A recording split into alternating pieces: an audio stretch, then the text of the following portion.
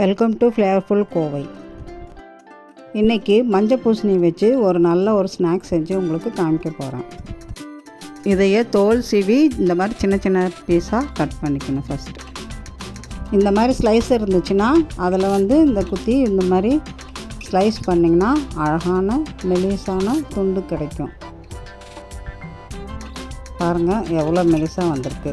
Slicer இல்லைன்னா நீங்கள் கத்திலேயே இந்த மாதிரி மெலிசாக கட் பண்ணிக்கலாம். மிச்ச துண்டுகளெல்லாம் இந்த மாதிரி ஃபிங்கர் சிப்ஸ் மாதிரி கட் பண்ணிக்கலாம்.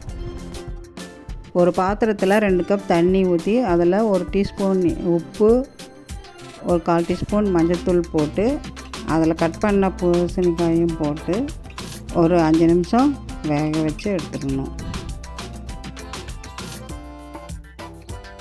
இது வெந்த உடனே அதை எடுத்துட்டு இந்த ஃபிங்கர் சிப்ஸ் பண்ணினதை போட்டு ஒரு 2 நிமிஷம் வச்சு எடுத்துடலாம். இப்போ பாருங்கள், இது வெந்துருச்சு. கலர் மாறி இருக்கு பாருங்கள்.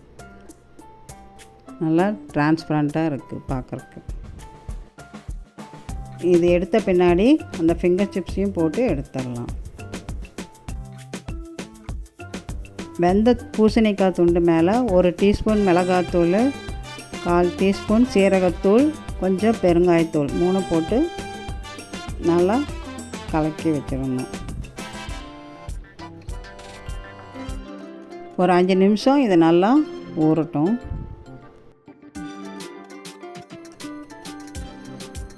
ஒரு வாணலியில் எண்ணெயை சூடாக்கி அது சூடான பின்னாடி மீடியம் வச்சுட்டு நம்ம எல்லா துண்டுகளையும் போட்டு நல்லா திருப்பி விட்டு ஒரு சைடு நல்லா வெந்த பின்னாடி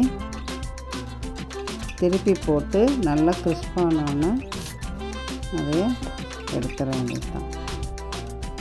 பாருங்கள், நல்லா சிப்ஸ் மாதிரி அழகாக வந்திருக்கு.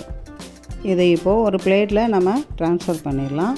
இதே போல் அந்த ஃபிங்கர் சிப்ஸையும் நம்ம ஃப்ரை பண்ணி எடுத்து அதையும் சர்வ் பண்ணலாம். குழந்தைங்களுக்கு இது ரொம்ப பிடிக்கும். பூசணிக்காய் சாப்பிடாதவங்க கூட இதை நல்லா விரும்பி சாப்பிடுவாங்க.